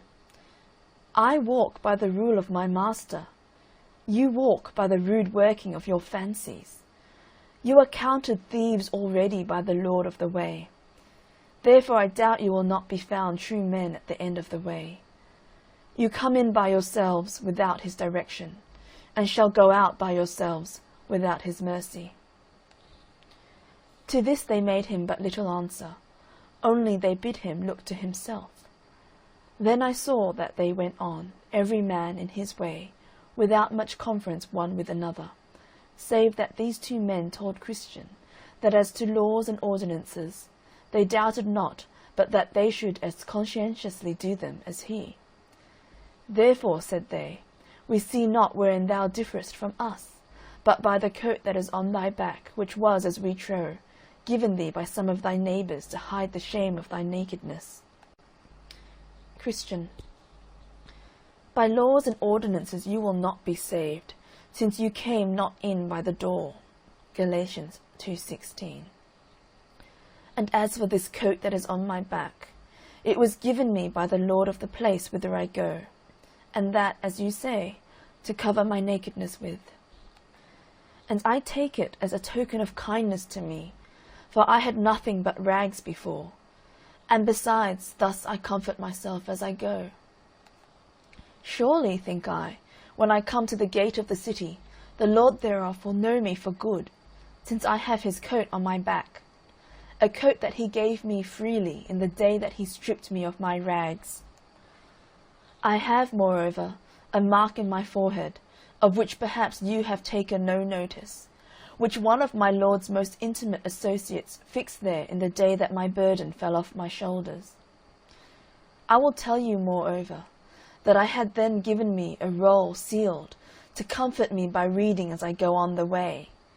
I was also bid to give it in at the celestial gate, in token of my certain going in after it. All which things I doubt you want, and want them because you came not in at the gate. To these things they gave him no answer, only they looked upon each other and laughed. Then I saw that they went all on, save that Christian kept before, who had no more talk but with himself, and that sometimes sighingly, and sometimes comfortably. Also he would be often reading in the roll that one of the shining ones gave him, by which he was refreshed. I beheld then that they all went on till they came to the foot of the hill Difficulty, at the bottom of which there was a spring. There were also in the same place two other ways besides that which came straight from the gate. One turned to the left hand, and the other to the right at the bottom of the hill. But the narrow way lay right up the hill, and the name of the going up the side of the hill is called Difficulty. Christian now went to the spring, Isaiah 49:10, and drank thereof to refresh himself, and then began to go up the hill, saying, The hill though high I covet to ascend, the difficulty will not me offend, for I perceive the way to life lies here. Come, pluck up heart, let's neither faint nor fear. Better, though difficult, the right way to go, than wrong, though easy, where the end is woe. The other two also came to the foot of the hill, but when they saw that the hill was steep and high, and that there were two other ways to go, and supposing also that these two ways might meet again with that up which Christian went on the other side of the hill, therefore they were resolved to go in those ways. Now the name of one of those ways was Danger, and the name of the other Destruction. So the one took the way which is called Danger, which led him into a great wood, and the other took directly up the way to Destruction, which led him into a wide field full of dark mountains, where he stumbled and fell, and rose no more. I looked then after Christian, to see him go up the hill, where I perceived he fell from running to going, and from going to clambering upon his hands and his knees, because of the steepness of the place. Now about midway to the top of the hill was a pleasant arbour, made by the lord of the hill, for the refreshment of weary travellers. Thither therefore Christian got, where also he sat down to rest him. Then he pulled his roll out of his bosom, and read therein to his comfort. He also now began afresh to take a review of the coat or garment that was given to him, as he stood by the cross. Thus pleasing himself a while, he at last fell into a slumber, and thence into a fast sleep, which detained him in that place until it was almost night. And in his sleep his roll fell out of his hand. Now as he was sleeping there came one to him, and awaked him, saying, Go to the ant, thou sluggard, consider her ways, and be wise. Proverbs 6:6. And with that Christian suddenly started up, and sped him on his way, and went apace till he came to the top of the hill. Now when he was got up to the top of the hill, there came 2 men running amain. The name of the one was Timorous, and of the other Mistrust. To whom Christian said, Sirs, what's the matter? You run the wrong way. Timorous answered that they were going to the city of Zion, and had got up that difficult place. But, said he, the farther we go, the more danger we meet with. Wherefore we turned, and are going back again. Yes, said Mistrust, for just before us lie a couple of lions in the way, whether sleeping or waking we know not, and we could not think, if we came within reach, but they would presently pull us in pieces. Christian. Then said Christian, You make me afraid, but whither shall I fly to be safe? If I go back to mine own country, that is prepared for fire and brimstone, and I shall certainly perish there. If I can get to the celestial city, I am sure to be in safety there. I must venture. To go back is nothing but death. To go forward is fear of death, and life everlasting beyond it. I will yet go forward. So Mistrust and Timorous ran down the hill, and Christian went on his way. But thinking again of what he had heard from the men, he felt in his bosom for his roll, that he might read therein and be comforted. But he felt and found it not. Then was Christian in great distress, and knew not what to do, for he wanted that which used to relieve him, and that which should have been his pass into the celestial city. Here therefore he began to be much perplexed, and knew not what to do. At last he bethought himself that he had slept in the arbour that is on the side of the hill, and falling down upon his knees, he asked God forgiveness for that foolish act, and then went back to look for his roll. But all the way he went back, who can sufficiently set forth the sorrow of Christian's heart? Sometimes he sighed, sometimes he wept, and oftentimes he chid himself for being so foolish to fall asleep in that place, which was erected only for a little refreshment from his weariness. Thus therefore he went back, carefully looking on this side and on that, all the way as he went, if haply he might find his roll that had been his comfort so many times in his journey. He went thus till he came again in sight of the arbour where he sat and slept. But that sight renewed his sorrow the more, by bringing again, even afresh, his evil of sleeping unto his mind. Revelations 2:4, 1 Thessalonians 5:6-8. Thus, therefore, he now went on, bewailing his sinful sleep, saying, O wretched man that I am, that I should sleep in the daytime, that I should sleep in the midst of difficulty, that I should so indulge the flesh, as to use that rest for ease to my flesh, which the Lord of the hill hath erected only for the relief of the spirits of pilgrims. How many steps have I taken in vain? Thus it happened to Israel. For their sin they were sent back again by the way of the Red Sea. And I am made to tread those steps with sorrow, which I might have trod with delight, had it not been for this sinful sleep. How far might I have been on my way by this time? I am made to tread those steps thrice over, which I needed not to have trod but once. Yea, now also I am like to be benighted, for the day is almost spent. Oh, that I had not slept! Now by this time he was come to the arbour again, where for a while he sat down and wept. But at last, as Providence would have it, looking sorrowfully down under the settle, there he espied his roll, the which he with trembling and haste catched up, and put it into his bosom. But who can tell how joyful this man was when he had gotten his roll again? For this roll was the assurance of his life, and acceptance at the desired haven. Therefore he laid it up in his bosom, gave thanks to God for directing his eye to the place where it lay, and with joy and tears betook himself again to his journey. But oh, how nimbly did he go up the rest of the hill! Yet before he got up, the sun went down upon Christian, and this made him again recall the vanity of his sleeping to his remembrance.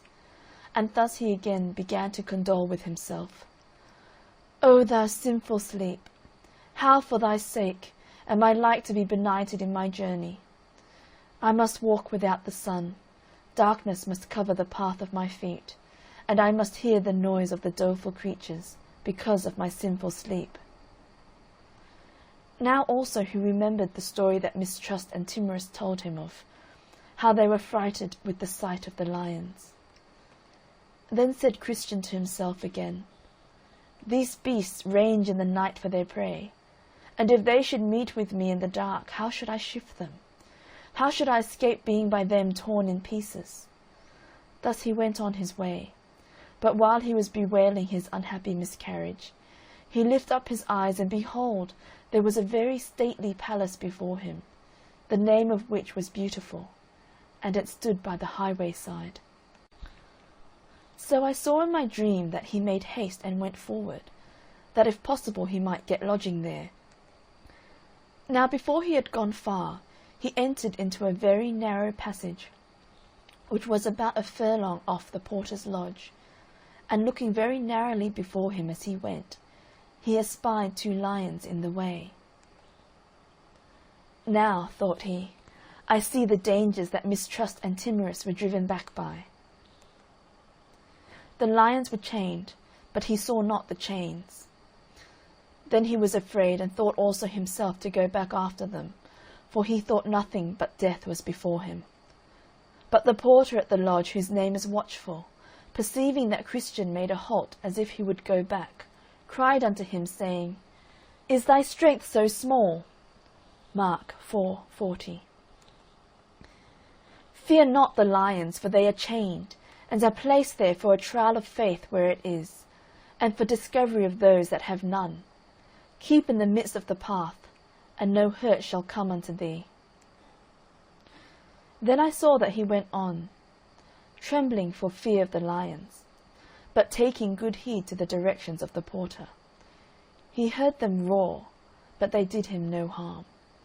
Then he clapped his hands and went on till he came and stood before the gate where the porter was.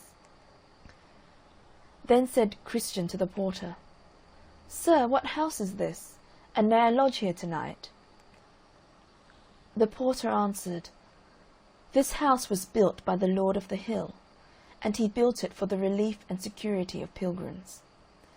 The porter also asked whence he was, and whither he was going. Christian, I am come from the city of destruction, and am going to Mount Zion, but because the sun is now set, I desire, if I may, to lodge here tonight. The porter, What is your name? Christian, My name is now Christian, but my name at the first was Graceless. I came of the race of Japheth, whom God will persuade to dwell in the tents of Shem.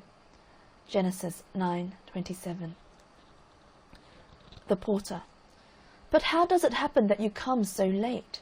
The sun is set. Christian, I had been here sooner, but that, wretched man that I am, I slept in the arbour that stands on the hillside. Nay, I had, notwithstanding that, been here much sooner, but that in my sleep I lost my evidence, and came without it to the brow of the hill. And then feeling for it and not finding it, I was forced with sorrow of heart to go back to the place where I slept my sleep, where I found it, and now I am come. The Porter. Well, I will call out one of the virgins of this place, who will, if she likes your talk, bring you in to the rest of the family according to the rules of the house. So watchful the porter rang a bell, at the sound of which came out of the door of the house a grave and beautiful damsel, named Discretion, and asked why she was called. The porter answered, This man is on a journey from the city of destruction to Mount Zion, but being weary and benighted, he asked me if he might lodge here tonight. So I told him I would call for thee, who after discourse had with him, mayest do as seemeth thee good, even according to the law of the house. Then she asked him whence he was, and whither he was going, and he told her. She asked him also how he got into the way, and he told her. Then she asked him what he had seen and met with in the way, and he told her. And at last she asked his name. So he said, It is Christian, and I have so much the more desire to lodge here tonight, because, by what I perceive, this place was built by the Lord of the Hill for the relief and security of pilgrims. So she smiled, but the water stood in her eyes, and after a little pause she said, I will call forth 2 or 3 more of the family. So she ran to the door and called out Prudence, Piety, and Charity, who after a little more discourse with him, had him into the family, and many of them meeting him at the threshold of the house said, Come in, thou blessed of the Lord. This house was built by the Lord of the Hill on purpose to entertain such pilgrims in. Then he bowed his head and followed them into the house. So when he was come in and sat down, they gave him something to drink, and consented together that, until supper was ready, some of them should have some particular discourse with Christian, for the best improvement of time. And they appointed Piety, Prudence, and Charity to discourse with them. And thus they began. Piety. Come, good Christian, since we have been so loving to you as to receive you into our home this night, let us, if perhaps we may better ourselves thereby, talk with you of all things that have happened to you in your pilgrimage. Christian. With a very good will, and I am glad that you are so well disposed. Piety. What moved you at first to betake yourself to a pilgrim's life? Christian. I was driven out of my native country by a dreadful sound that was in mine ears, to wit, that unavoidable destruction did attend me, if I abode in that place where I was. Piety. But how did it happen that you came out of your country this way? Christian. It was as God would have it, for when I was under the fears of destruction, I did not know whither to go. But by chance there came a man, even to me, as I was trembling and weeping, whose name is Evangelist. And he directed me to the wicket gate, which else I should never have found, and so set me into the way that hath led me directly to this house. Piety. But did you not come by the house of the interpreter? Christian. Yes, and did see such things there, the remembrance of which will stick by me as long as I live. Especially 3 things, to wit, how Christ, in despite of Satan, maintains his work of grace in the heart. How the man had sinned himself quite out of hopes of God's mercy. And also the dream of him that thought in his sleep the day of judgment was come. Piety. Why, did you hear him tell his dream? Christian. Yes, and a dreadful one it was, I thought. It made my heart ache as he was telling of it, but yet I am glad I heard it. Piety. Was this all you saw at the house of the interpreter? Christian. No, he took me, and had me where he showed me a stately palace, and how the people were clad in gold that were in it, and how there came a venturous man, and cut his way through the armed men that stood in the door to keep him out, and how he was bid to come in and win eternal glory. Methought those things did ravish my heart. I would have stayed at that good man's house a 12-month, but that I knew I had farther to go. Piety. And what saw you else in the way?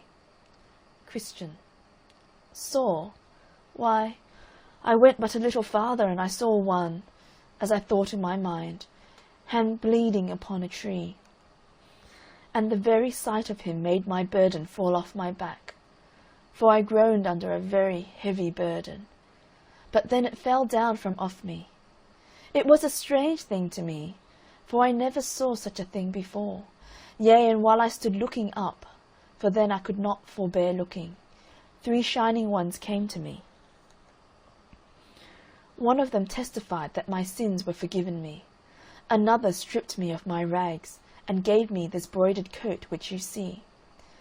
And the third set the mark which you see in my forehead, and gave me this sealed roll. And with that he plucked it out of his bosom. Piety. But you saw more than this, did you not? Christian. The things I have told you were the best. Yet some other I saw, as namely, I saw 3 men, simple, sloth, and presumption, lie asleep a little out of the way as I came, with irons upon their heels. But do you think I could awake them? I also saw formality and hypocrisy come tumbling over the wall to go, as they pretended, to Zion. But they were quickly lost, even as I myself did tell them, but they would not believe. But above all, I found it hard work to get up this hill, and as hard to come by the lions' mouths, and truly, if it had not been for the good man, the porter that stands at the gate, I do not know but that, after all, I might have gone back again. But I thank God I am here, and thank you for receiving me. Then Prudence thought good to ask him a few questions, and desired his answer to them. Prudence. Do you not think sometimes of the country from whence you came? Christian. Yea, but with much shame and detestation. Truly, if I had been mindful of that country from whence I came out, I might have had opportunity to have returned. But now I desire a better country, that is, a heavenly one. Hebrews 11:15 and 16. Prudence. Do you not yet bear away with you some of the things that then you were conversant withal? Christian. Yes, but greatly against my will, especially my inward and carnal cogitations, with which all my countrymen, as well as myself, were delighted. But now all those things are my grief, and might I but choose mine own things, I would choose never to think of those things more. But when I would be a-doing that which is best, that which is worst is with me. Romans 7:15 and 21. Prudence. Do you not find sometimes as if those things were vanquished which at other times are your perplexity? Christian. Yes, but that is but seldom. But they are to me golden hours in which such things happen to me. Prudence. Can you remember by what means you find your annoyances at times as if they were vanquished? Christian. Yes, when I think what I saw at the cross, that will do it. And when I look upon my broidered coat, that will do it. And when I look into the roll that I carry in my bosom, that will do it. And when my thoughts wax warm about whither I am going, that will do it. Prudence. And what is it that makes you so desirous to go to Mount Zion? Christian. Why, there I hope to see him alive that did hang dead on the cross, and there I hope to be rid of all those things that to this day are in me an annoyance to me. There they say there is no death. Isaiah 25:8. Revelations 21:4. And there I shall dwell with such company as I like best. For to tell you the truth, I love him, because I was by him eased of my burden, and I am weary of my inward sickness. I would fain be where I shall die no more, and with the company that shall continually cry, Holy, holy, holy. Then said Charity to Christian, Have you a family? Are you a married man? Christian, I have a wife and 4 small children. Charity, and why did you not bring them along with you? Christian. Then Christian wept and said, Oh, how willingly would I have done it, but they were all of them utterly averse to my going on pilgrimage. Charity, but you should have talked to them, and have endeavoured to show them the danger of staying behind. Christian, so I did, and told them also what God had shown to me of the destruction of our city. But I seemed to them as one that mocked, and they believed me not. Genesis 19:14. Charity, and did you pray to God that he would bless your counsel to them? Christian, yes, and that with much affection, for you must think that my wife and poor children were very dear to me. Charity, but did you tell them of your own sorrow and fear of destruction? For I suppose that destruction was visible enough to you. Christian, yes, over and over and over. They might also see my fears in my countenance, in my tears, and also in my trembling under the apprehension of the judgment that did hang over our heads. But all was not sufficient to prevail with them to come with me. Charity, but what could they say for themselves why they came not? Christian, why, my wife was afraid of losing this world, and my children were given to the foolish delights of youth. So, what by one thing and what by another, they left me to wander in this manner alone. Charity, but did you not with your vain life damp all that you, by words, used by way of persuasion to bring them away with you? Christian, indeed I cannot commend my life, for I am conscious to myself of many failings therein. I know also that a man by his conversation may soon overthrow what, by argument or persuasion, he doth labour to fasten upon others for their good. Yet this I can say, I was very wary of giving them occasion, by any unseemly action, to make them averse to going on pilgrimage. Yea, for this very thing they would tell me I was too precise, and that I denied myself of things for their sakes, in which they saw no evil. Nay, I think I may say, that if what they saw in me did hinder them, it was my great tenderness in sinning against God, or of doing any wrong to my neighbour.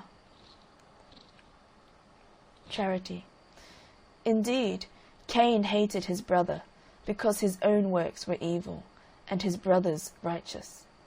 1 John 3:12.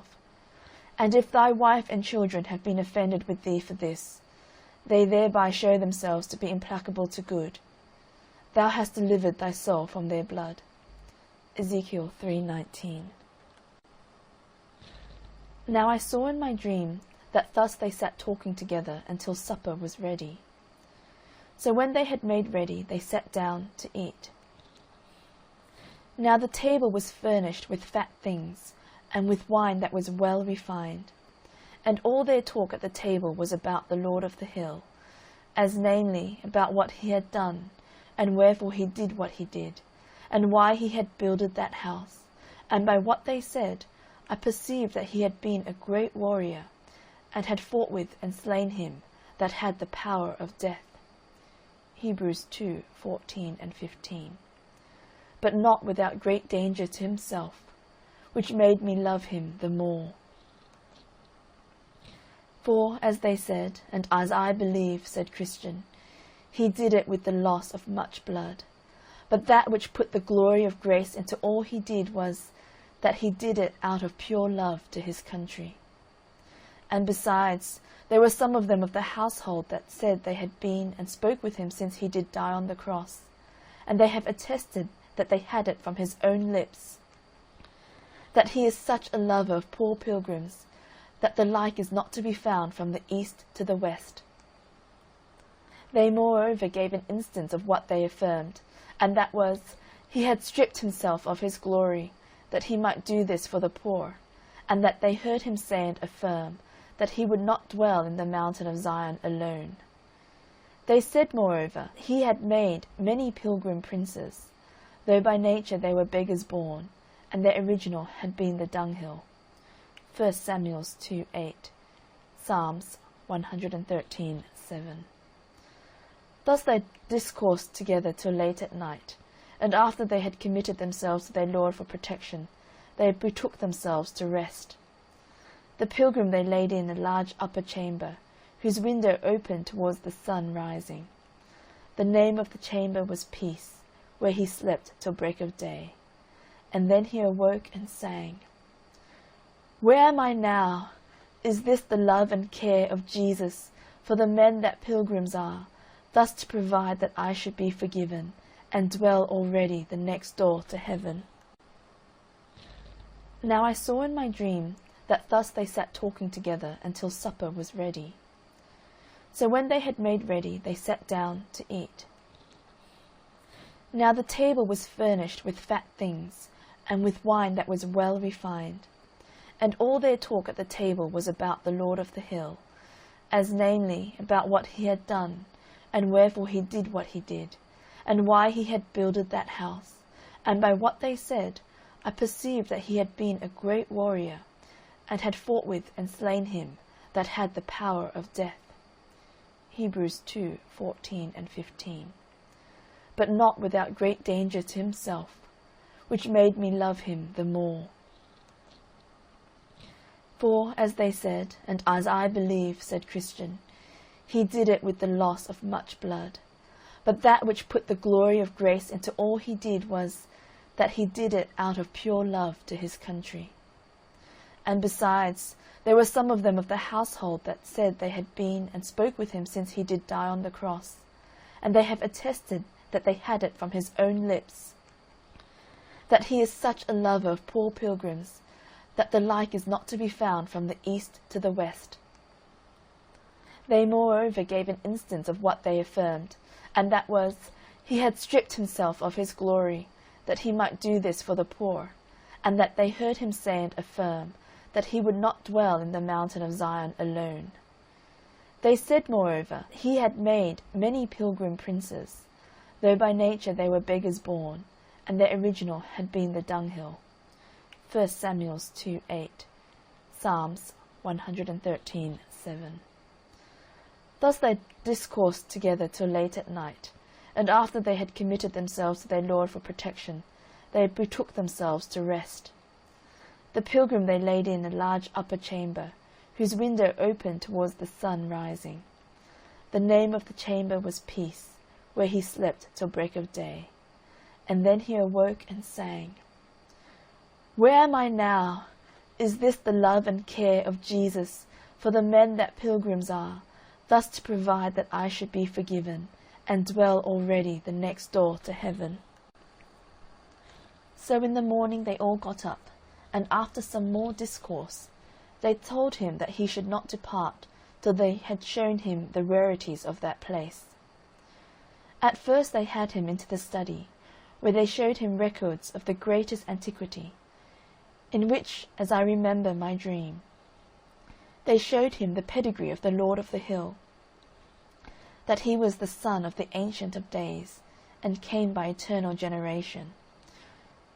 Here also was more fully recorded the acts that he had done, and the names of many hundreds that he had taken into his service, and how he had placed them in such habitations that could neither by length of days nor decays of nature be dissolved. Then they read to him some of the worthy acts that some of his servants had done, as how they had subdued kingdoms, wrought righteousness, obtained promises, stopped the mouths of lions, quenched the violence of fire, escaped the edge of the sword, out of weakness were made strong, waxed valiant in fight, and turned to flight the armies of the aliens. Hebrews 11:3. 33 and 34. Then they read again another part of the records of the house, where it was shown how willing their Lord was to receive into his favour any, even any, though they in time past had offered great affronts to his person and proceedings.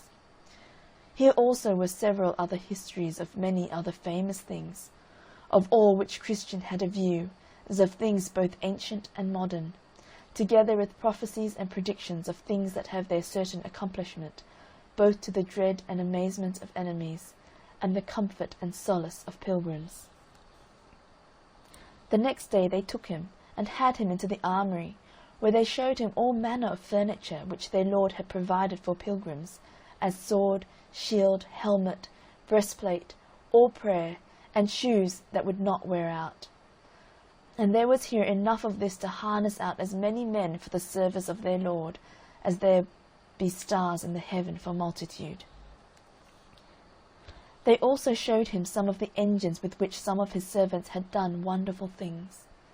They showed him Moses' rod, the hammer and nail with which Jael slew Sisera, the pitchers, the trumpets, and lamps too, with which Gideon put to flight the armies of Midian. Then they showed him the ox goad wherewith Shamgar slew 600 men. They showed him also the jawbone with which Samson did such mighty feats. They showed him moreover the sling and stone with which David slew Goliath of Gath, and the sword also with which their Lord will kill the man of sin in the day that he shall rise up to the prey. They showed him besides many excellent things with which Christian was much delighted. This done, they went to their rest again. Then I saw in my dream that on the morrow he got up to go forward. But they desired him to stay till the next day also. And then, said they, we will, if the day be clear, show you the delectable mountains, which, they said, would yet farther add to his comfort, because they were nearer the desired haven than the place where at present he was. So he consented and stayed. When the morning was up, they had him to the top of the house, and bid him look south. So he did, and behold, at a great distance he saw a most pleasant mountainous country, beautified with woods, vineyards, fruits of all sorts, flowers also, with springs and fountains, very delectable to behold. Isaiah 33:16 and 17. Then he asked the name of the country. They said it was Emmanuel's land, and it is as common, said they, as this hill is, to and for all the pilgrims. And when thou comest there, from thence thou mayest see to the gate of the celestial city, as the shepherds that live there will make appear. Now he bethought himself of setting forward, and they were willing he should. But first, said they, let us go again into the armoury. So they did, and when he came there, they harnessed him from head to foot, with what was of proof, lest perhaps he should meet with assaults in the way. He being therefore thus accoutred, walked out with his friends to the gate, and there he asked the porter if he saw any pilgrims pass by.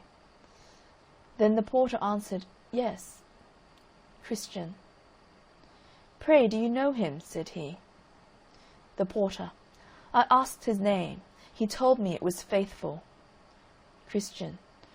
Oh, said Christian, I know him. He is my townsman, my near neighbour. He comes from the place where I was born. How far do you think he may be before? The porter. He has got by this time below the hill. Christian. Well, said Christian, good porter, the Lord be with thee, and add to all thy plain blessings much increase for the kindness that thou hast showed me. End. Part 1, the third stage.